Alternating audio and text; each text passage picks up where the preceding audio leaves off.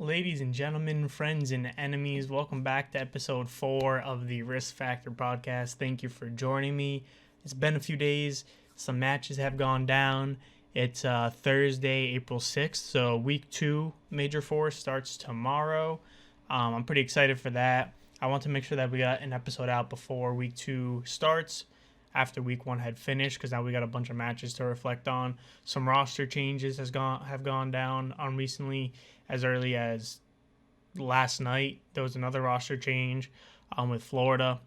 So, I kind of just want to jump into this. It's going to be pretty simple. We'll go over the matches from last week, and then I have a new segment that I want to bring to the show every so often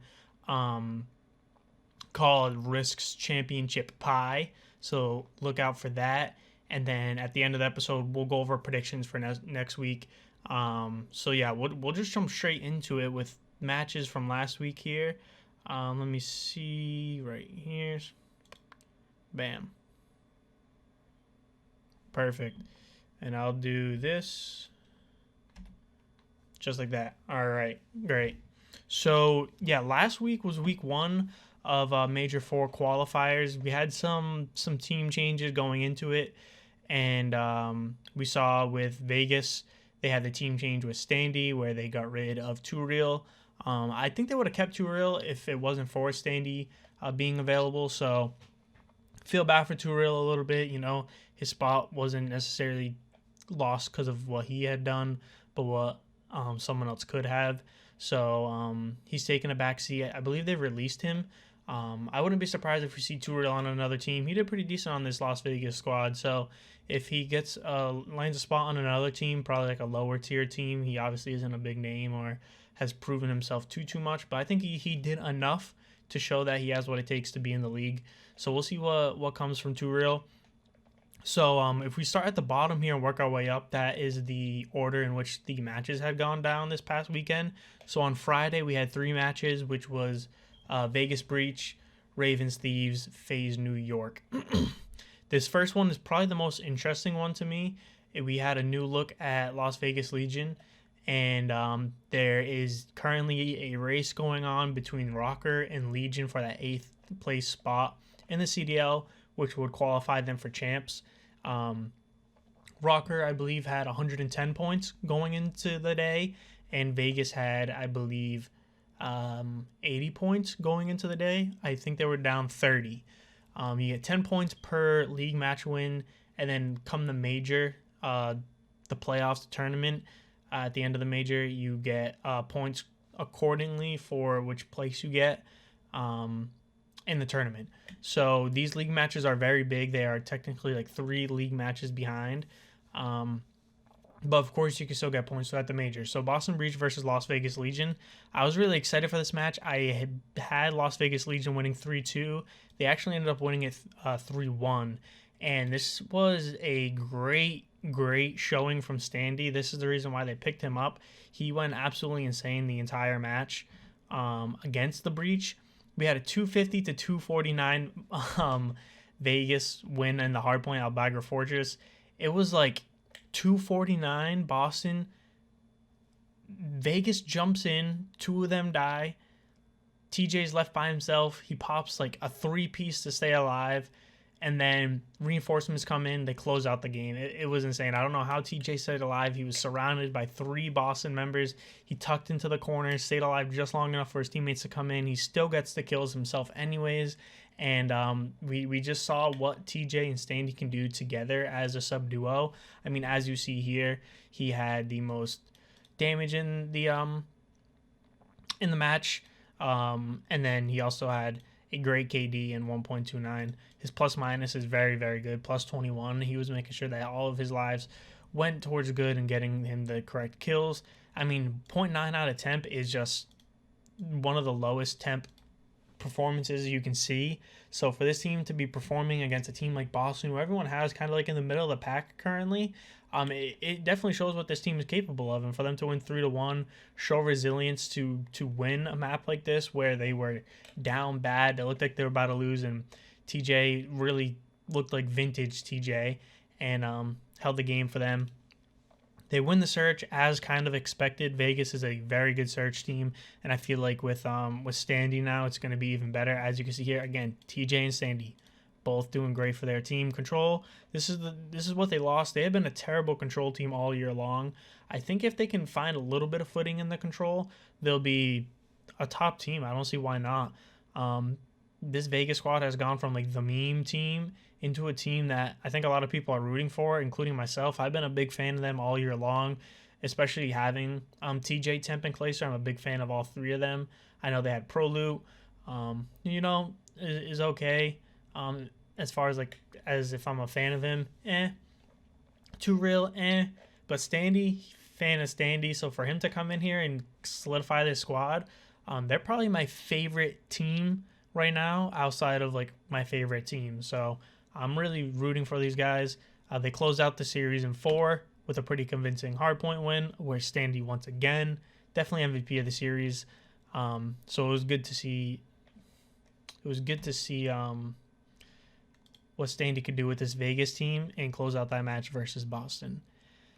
That was really the most interesting one on the day. And then if you see here, Thieves versus Royal Ravens, this was a bloodbath. I saw a stat like Ravens have yet to beat Thieves in the CDL. And this was just like embarrassing loss for Ravens.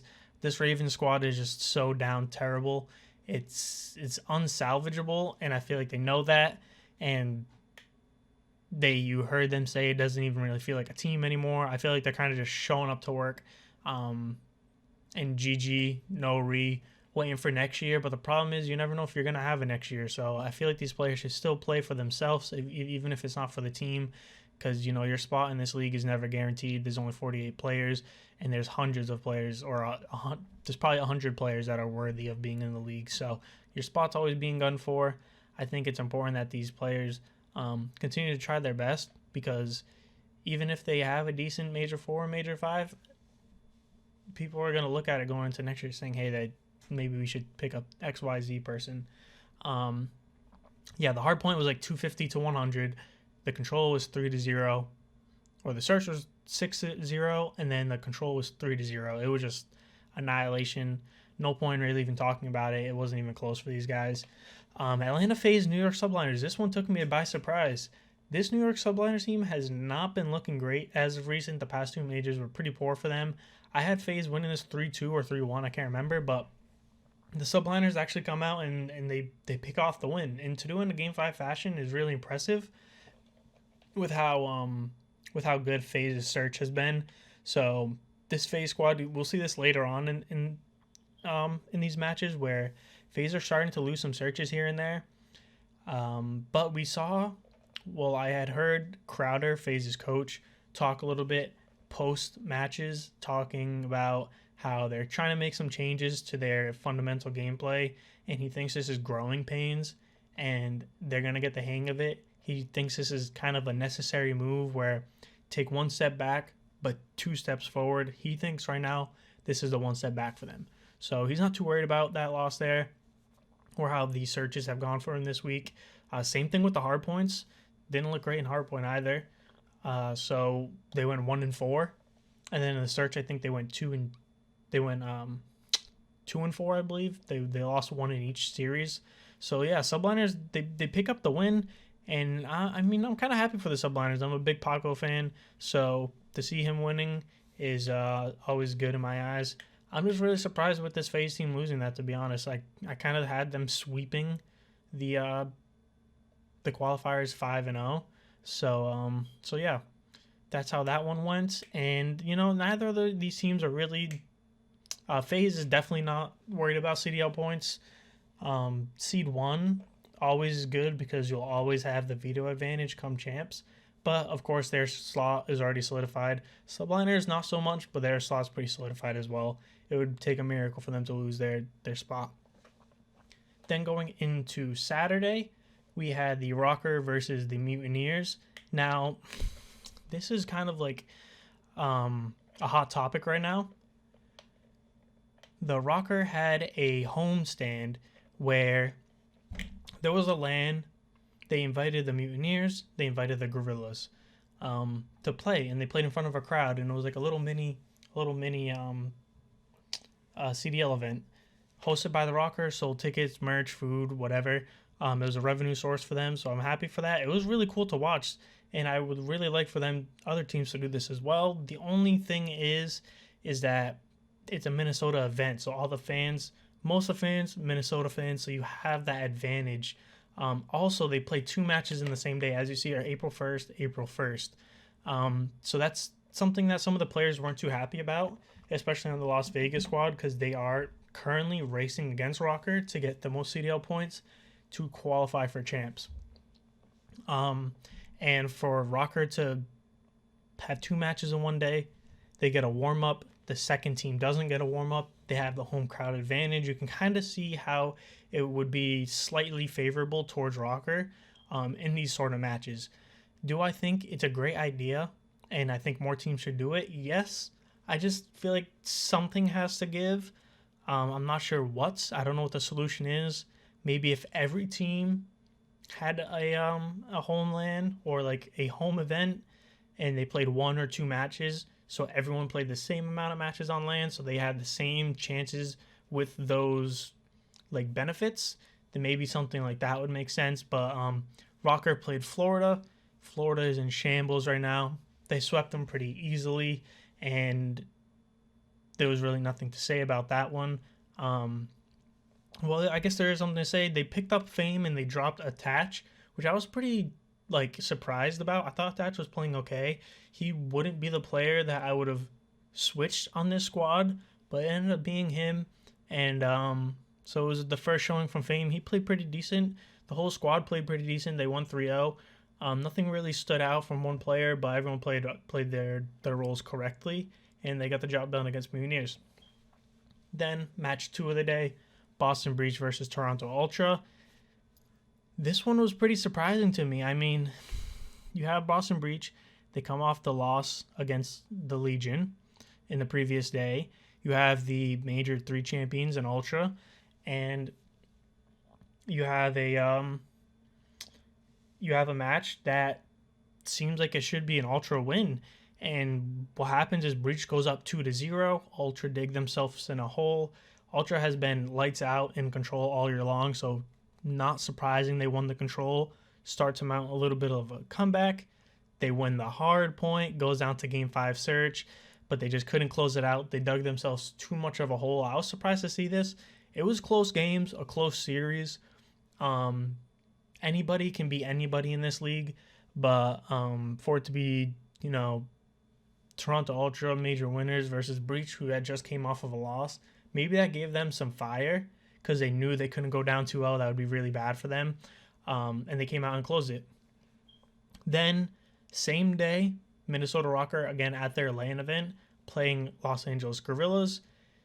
They just come off the back of a win versus Mutineers 2 hours previously. They come out and they close a match against the Guerrillas. Guerrillas and Mutineers, 2 of the bottom 3 teams right now. So it's not a huge, test for the Rocker. However, the Rocker did just come off of 8 matching losing streak. They won 0 matches in Major 3. I believe they had lost the last 2 matches at Major 2, so they hadn't won a match in a while, and they needed the CDL points. Again, they're racing against Legion, so they get their 2 wins. They get their 20 points. Their LAN was a success. Their fans were happy, I'm sure. The Guerrillas and the Mutineers, unfortunate. I believe they definitely had to agree to going. So there is that. It's not like they just were forced to go there into an unfavorable situation. They definitely agreed. But it was cool to watch because LAN Call of Duty is just so much more fun as a viewer to see, because you can really see the players in person. You can see the fans, how they're reacting. You get the lights, the effects, all of that. And then for the last match of Saturday, Thieves versus Surge. This was a match I had Surge winning 3-2 or 3-1. Thieves haven't looked great as of recent, and I really thought Surge were starting to kind of hit their stride, or starting to piece things together, and that always comes off of Mac and accuracy, picking it up a little bit, especially Mac, because he can start to play at a really high level. And when you have 3 players playing at a really high level, it's hard for anyone to put you down. but the Thieves are starting to, put things together. Major 4 Kenny's back. So this Thieves team, this was an impressive victory to beat the Surge, because the Surge are not a pushover. They're one of the better top half of the squads in my eyes. So the Thieves closed it out 3-1, and I believe the only map that they had lost, let's see here. Yeah, the only map they had lost was the Control on LSC Low, which was close, 3-2. But you also see here that the Search went to around 11. So this was a pretty close game. However, the hard points were not close at all.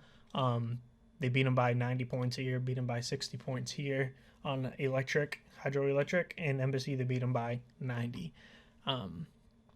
Yeah, and that's really off of like a slaying issue. So it seemed. Accuracy was the only person on the team to go positive. He had the most damage. So Accuracy had a really good series. It was just all of his stars, they didn't perform. So typically we're used to seeing the opposite. It's unfortunate the series that Accuracy shows up, everyone else did not. And it just costed them the series. So that's really what happened there between the Thieves and the Surge.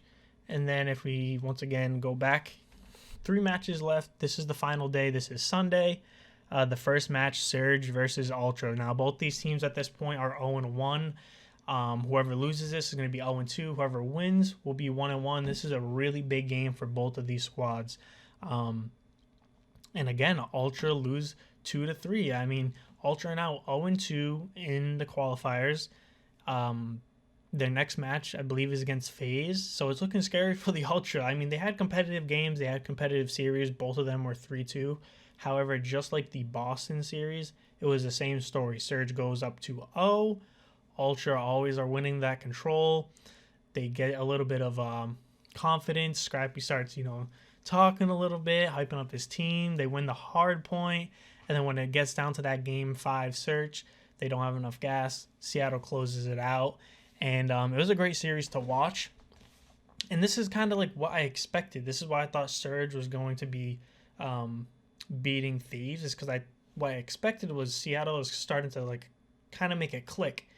And they just didn't show up for the Thieves match. They showed up for the Ultra match. They put down the major champs. And Surge are 1-1. Ultra are 0-2. So we'll see what's ahead of both of these guys. The next match, Optic versus Ravens. This was another bloodbath, excuse me. This was a 3-0 win for Texas. The only map that was close was the Control. Ravens even had like the lead at one point. It looked like they were going to close it out. They absolutely threw. Optic closes out the Expo Control, which has been fun to watch. Watching a new map is kind of like refreshing instead of watching the same thing over and over again. How I feel like Expo plays in comparison to Fortress, I'm not too sure yet. I haven't been sold on it yet, but I don't hate it. So, I mean, it's definitely something that's kind of still growing on me. But yeah, this Ravens team didn't win a map this weekend. They lose both their series. They're 0-2. They're likely going to lose more matches going forward. They look like the worst team in the league. They're making roster changes. They're not helping. They pick up Yuli. They sub out Paul X, and it looks worse for them. They look better with Paul X. They at least look competitive. I mean, they almost beat Optic at the last major. And then you see here it's a 3-0. So I feel bad for the Ravens guys, but their year is truly done. So that's probably lingering on them, and it's probably not very helpful. But yeah, there's not much to talk about that one. Optic just kind of destroyed Ravens the same way that Thieves kind of destroyed Ravens. And then the last match on the weekend, we had FaZe versus Mutineers. FaZe had lost their last match. They really needed to win this one. Florida also lost their last match. They really needed to win this one. But obviously, FaZe are a much better team. So you would think this actually goes the distance. It goes to Game 5, and the Mutineers ended up losing it 6-3 last map. But they put up a fight, man. They pushed FaZe to a Game 5. I was not expecting it. It was FaZe was up 1-0. Mutineers tied. FaZe was up 2-1. Mutineers tied it, and then FaZe closed it out in 5. a little bit scary at times. It was super competitive, so I mean, it was good to see that that Florida can hang with FaZe. Do I think if they played again, it would be a game 5? No, I don't. Again, like I said, apparently they're making some pretty big fundamental changes to their game. It was probably just similar situation with the subliners, where they're playing a little bit less than they were before, but it's in hopes that they can build off it, where they can excel further than they've ever been this year. So that's how this week of matches went. We see 0-2. I mean, notable teams.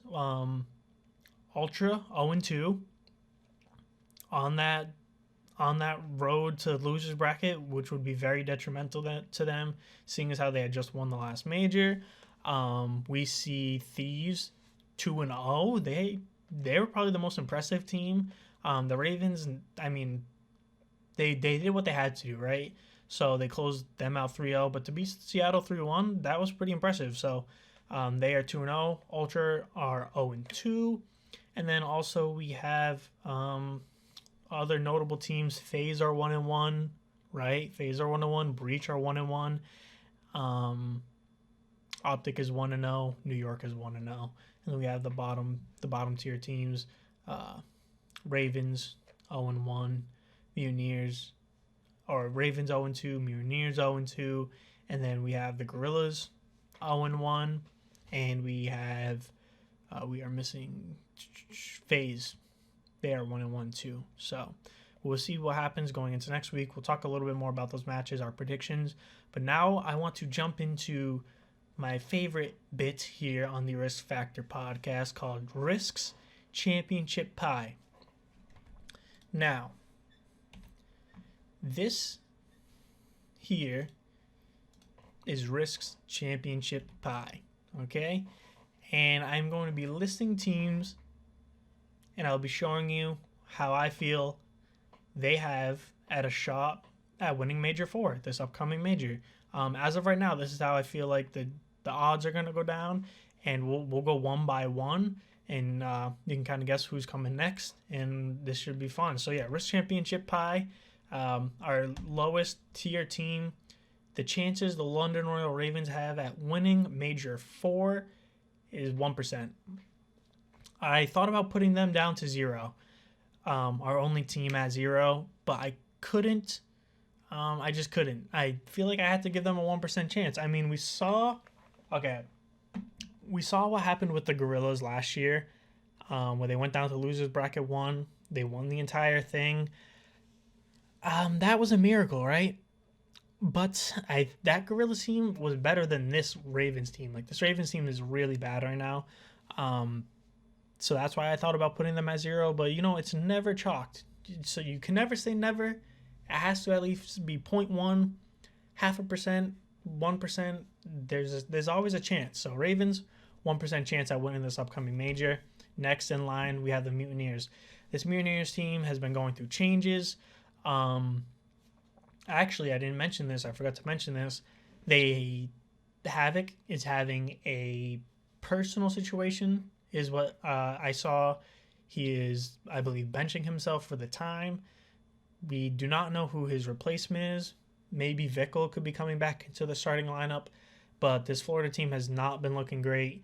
They are 0-2 currently, so it's likely they're going to start in losers.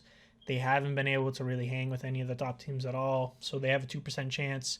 And again, they just made another team change last night with Havoc, so it's not looking great for the Mutineers.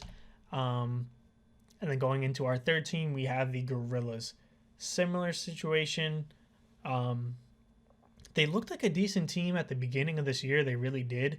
However, the longer the year has gone on, the worse they have looked.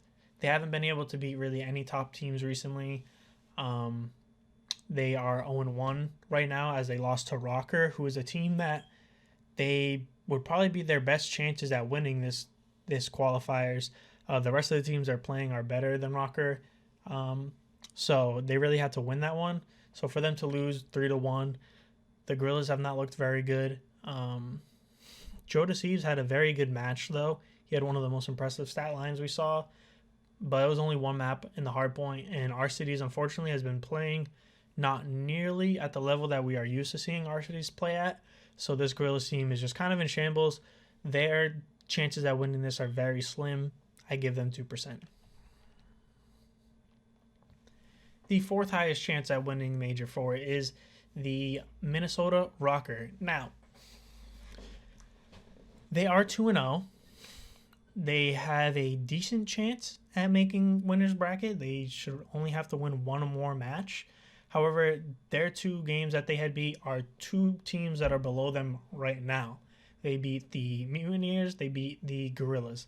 The rest of their matches are going to be teams that are far better than the 2 teams they just played. They have not looked great at all recently, up until this past weekend. They made a roster change. They dropped Attach, picked up Fame. So maybe that will excel this team. I haven't seen a big enough sample size. Like I said, they have only been 2 bottom tier teams. So until I see them play a more established, qualified team, I think 4% makes sense for them right now. So moving on, here we have the Boston Breach, 7%. They drop Vivid, and they pick up and they pick up Kremp, who was on the Boston Academy team. So now we have Beans and Kremp, former teammates on the Academy team, both called up into the main team.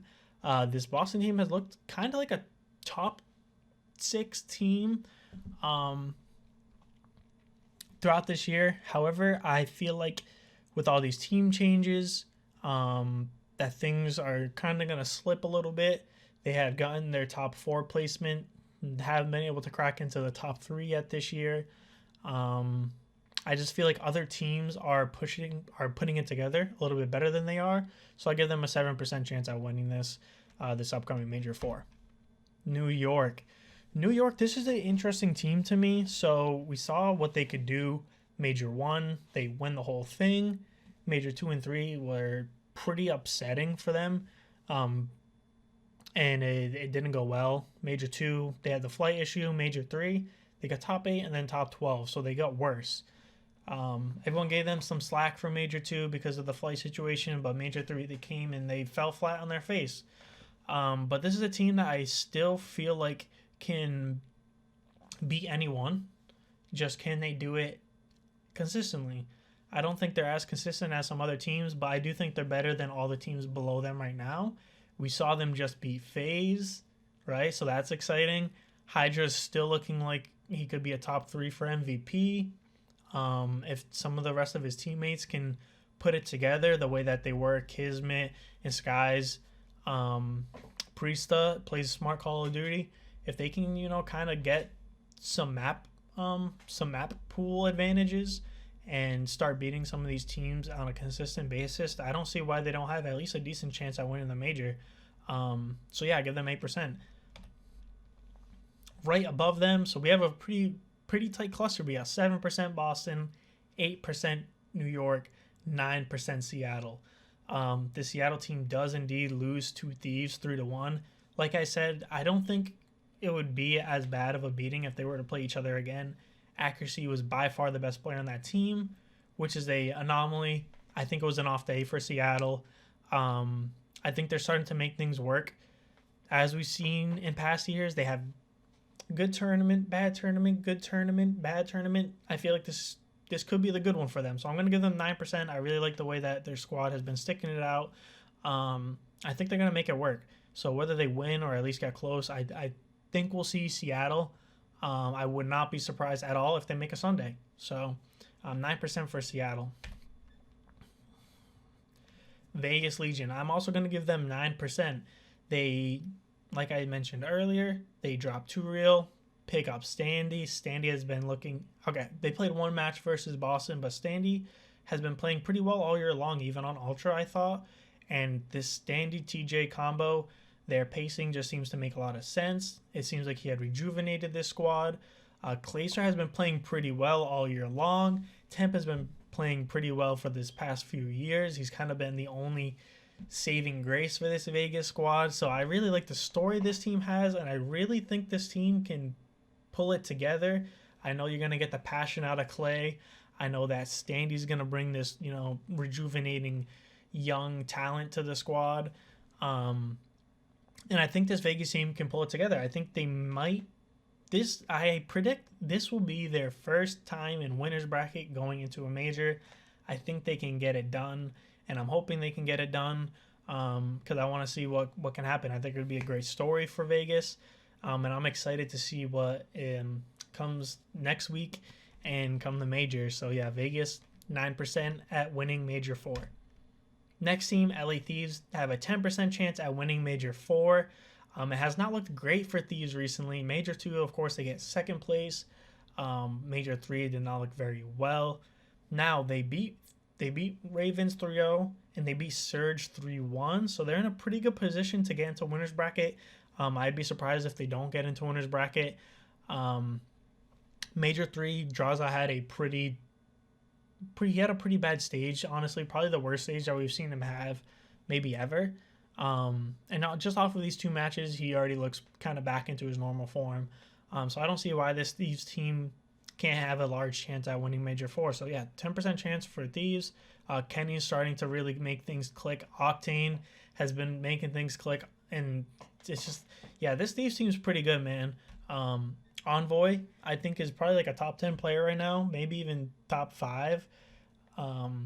He's been really good all year long. I think the stats show that, but even past that, I think the things that he's doing on this map is really a big reason why they're able to close maps. I think he might be the most impactful player, like pound for pound, that we have. Outside of getting just raw kills, because he can get the kills, but it's also the things that he does for securing spawns, for cutting off lanes, for getting rotations, things like that, getting information, first bloods, all that. He's kind of a do-it-all player. I'm a big Envoy fan, and I think this team has a decent chance at winning, so I feel like 10% is fair for these. Next up, our biggest jump yet, 14% for Ultra. Off the back of a Major 3 championship. However, starting 0-2, they are kind of in a race now for making winners bracket. They have to win all 3 of their next matches to secure winners bracket, or they have to win 2 of the 3 and hope that their map win-loss is better than at least 2 of the other teams that would be 2 and 3 as well to secure a winners bracket. So if they get losers bracket, it probably wouldn't be great for Ultra. They would have to win a bunch of matches in a row to make the finals. So for that reason, I have them at 14%. I feel like even if they started 1-1 this past weekend, they would probably have a bigger chunk. But just with the way that their current situation is with their win-loss at 0-2, I think 14% chance is like, to be 0-2 and have a 14% chance at winning the major is impressive. So this Ultra team really has what it takes. Scrappy has been looking incredible. They pick up Hixie, who seems like a really good fundamental player, and Kleenex is coming into form. Insight is still playing his main AR role very solidly. So yeah, Ultra 14% chance at winning Major 4. The second largest chunk here, Optic Texas, 16% chance. They are 1-0. They beat Ravens, which is not necessarily anything to celebrate. However, they looked very good at the past major. They made a very big run to get into the finals, and I think that this Optic team is starting to put things together. Hook is turning into a star again, which I think really important because Dashy and Shotzi have been playing very, very well all year long. If Hook can also turn into another star for this team, it's going to be scary for anyone on the other side of the map. And then you have Gosi, who is an extremely selfless player who is going to allow his 3 teammates to roam around the map to get the kills. He'll soak up the time. He'll play, the rotations. He'll play the cutoffs, and he'll make sure that as a squad of 4 that they can secure the win. He'll be going to the places of the map that may be boring. He may not be, forced into a whole bunch of gunfights, but he'll be holding down the right areas that he has to be. And this Optic team, I think, has a good chance at winning their first major. Major 4 here, 16%. I see them as the second favorites for this tournament, being 1-0 currently.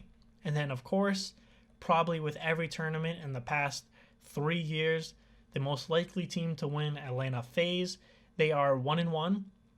However, you can never count this FaZe team out. They are going to make winners bracket. Even if they are 1-1, that's fine. They have just looked very good all year long. They have Abizi, who in my eyes is the MVP right now. Selim has also been playing at an MVP caliber. This FaZe team is just they're really like an unstoppable force. I think with coming off of the back of that loss against New York, they're gonna come with some fire. They win their match against the Mutineers, and I expect them to win the rest of their matches.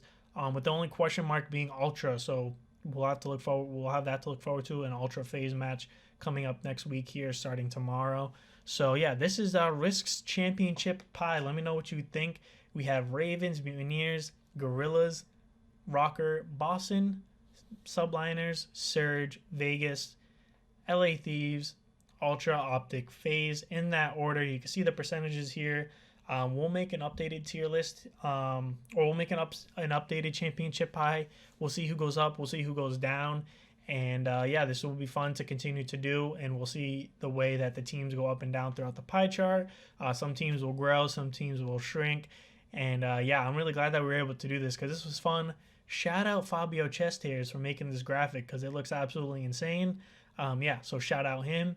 And then we'll jump into our last bit of the podcast here, which will be kind of predictions for next week. So, week 2 predictions on the way.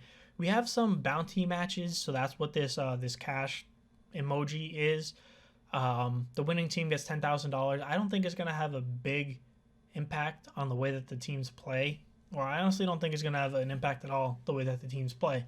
So let's kind of just like run through this. We won't have to explain too much. I kind of already have told you what I think about these teams, so you can probably already guess who I think is going to be winning each match. But we'll start off with Friday, April 7th here. First match, Boston, London. This should be a 3-1, 3-0 for London. We'll see if London can find their first map win, but unfortunately I think they'll be starting out 0-3 for this qualifiers. Florida, Seattle. This should be a Seattle win, 3-1 probably. Florida hasn't looked great. They're losing Havoc, unfortunately, due to a personal reason, so I don't believe it was planned. So they'll have a little bit less practice with their current squad. Seattle, I think, have kind of been putting it together. So Seattle 3-1. New York, Minnesota. Now, this could be a test for Minnesota, man. They are 0-2, or Minnesota are 2-0. They played 2 bottom-tier teams. Minnesota has not looked good recently, so they're 2-0. They're in a decent spot. If they can beat a team like New York, I'll start to believe. If they can beat a team like New York, I will start to believe. But I predict New York is going to win this 3-1. I don't believe yet. Like I said, they're going to have to make me eat my words. New York beat FaZe, so this New York team also seems to be kind of piecing things together back into that stage 1 form. New York 3-1 against Minnesota. Vegas versus London. I feel bad for London, man, but this is probably another 3-1 Vegas or 3-0 Vegas. This London team is not competitive. That's the best way I can put it. They're just not competitive. They're probably going to go 0-5, unfortunately. So, yeah. Vegas, I think, wins that one pretty easily. Gorillas versus Thieves. Thieves, again, similar situation. They're starting to put things together. I believe Thieves are going to win this 3-1. Yeah, I think they'll win this one 3-1. And then this next match here, or the next 2 matches here, are actually very interesting. So we have New York, who we've seen win a major, versus Optic, who has not. However, in recent form, Optic has looked much better than New York, but we just saw New York take down Atlanta FaZe. So that has to be worth something. I think Optic wins this 3-1 or 3-2. I'm not sure, but I think Optic's going to win this one. Probably 3-1. But if it goes 3-2, I think they'll still close it out in the search and destroy anyways. And then to close out Saturday, we have Toronto versus FaZe. This is actually a huge match now that I think about it, because we have the top 2 teams in CDL points. We have the major winners, 2 major winners in FaZe and Toronto. Toronto is 0-2. They desperately need to win this match. However, you're on the other side of the board. You have FaZe, who is no one to mess with, and they are 1-1. So they also really need to win this match too. They have a lot on the line for these guys. It's also a bounty match. They have even more on the line. This is probably the toughest one to predict. However, I think FaZe will get it done. I think they'll send Toronto to an 0-3 start, which would be pretty detrimental for Toronto. But I think FaZe gets this done in 5. I think they'll win. Toronto might win the opening hardpoint. FaZe wins search. Toronto might go up 2-1, win that control, as they probably Toronto's gonna win the control. That I know, right? Like they should win the control, but then I kind of see FaZe closing it out, 3-2. So yeah, I'm gonna take FaZe 3-2. I'll get a headache if I keep thinking about that because that could really go either way. It's probably gonna be the closest match that we see. So yeah, 3-2 FaZe. Then we have Vegas versus Gorillas. Again, this Gorillas team has not looked great at all. I think they're going to lose to Thieves. I think they're going to lose to Vegas as well. This one might be a little bit closer. I think Gorillas, I believe in their minds, they believe that they can do some damage. I think they have confidence still. So they might have that fighting for them since they're going to be starting 0-2. This is a big match for them. They'll probably still look at Vegas as not, a middle of the pack team. They'll probably still look at them as a lower tier team. So I think Gorillas will play with some fire here, but Vegas will probably close it out in 5. Vegas has looked like a great search team all year long. I think they're going to look like an even better search team moving forward with Standy. So yeah, game 5, Vegas wins. And then we have Florida versus Toronto. Second match of Sunday. Toronto should win this one 3-0 probably. And then Texas versus Thieves. Optic versus Thieves. It's a bounty match. Again, that shouldn't mean too much. However, this is also a tough one for me to like predict. I think Optic wins this 3-2. I think Optic wins this 3-2. And that would put Optic at a 3-0 going into week 3, and this would put Thieves at a 2-1. So both teams will be in a good situation. I just think Optic has looked much better than Thieves recently. Thieves beating Surge was pretty impressive, but I want to see what happens against this Gorillas team, if they just run them over or if it's close. Because if they run them over the way that they ran over London, then yeah, this Thieves team is starting to come into form right when they need to, and getting towards the second half of the year. If they can win a major before champs, that would be a great confidence boost, just like last year. So we'll see what comes, but as of now, I think Optic wins that one 3-2. Their search has looked pretty well, especially with Ghosty on the team. I think they have some pretty good strats currently that some teams just can't really mess with. So yeah, I think Optic wins that one 3-2, and that's gonna close out week 2. There'll be an additional week and then the major. So we'll make sure we get another podcast, you guys, after these matches have gone down. Maybe we'll do one during the matches, just to keep you guys updated with anything that changes. Let me know what you guys thought of the Risks Championship buy. I'm really glad with how that came out. And yeah, thank you guys so much for watching. We'll see you guys next time. Make sure you follow the podcast on Twitter, Reddit, Twitch, YouTube, everywhere. Risk Factor Pod. Drop me a follow at Risk Dreams. Again, thank you for watching. Have a good rest of your day. And yeah, peace out.